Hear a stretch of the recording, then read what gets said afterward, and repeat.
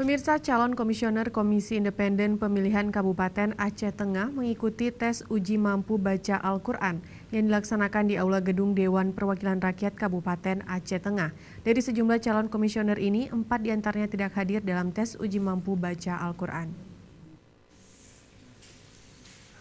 Tes uji mampu baca Al-Quran diikuti oleh 42 calon komisioner Independen Pemilihan Kabupaten Aceh Tengah untuk masa bakti periode 2019 hingga 2024. Dalam kegiatan yang berlangsung di gedung DPRK setempat, 4 peserta diantaranya tidak hadir pada tahapan tes uji mampu baca Al-Quran ini dan dinyatakan tidak dapat melanjutkan ke tahap selanjutnya.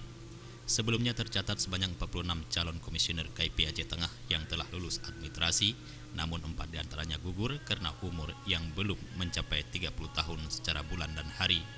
Hal ini setelah dilakukan koordinasi dengan tim ahli dan dinyatakan gugur karena tim pansel sebelumnya berpatokan pada ukuran tahun, sehingga hanya 42 orang yang dapat mengikuti tahapan tes uji mampu baca Al-Quran.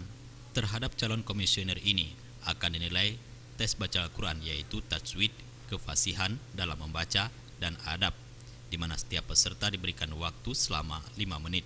Sebelum mereka melakukan ujian seleksi baca Al-Quran, mereka telah kita berikan sosialisasi sebelumnya terkait materi-materi yang akan diuji nanti dalam penilaian baca Al-Quran hari ini.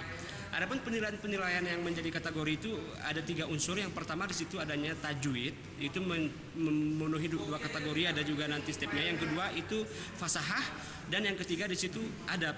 Jadi ketiga itu merupakan fenomena penilai terhadap masing-masing peserta. Dari Aceh Tengah, kontributor Aceh TV melaporkan.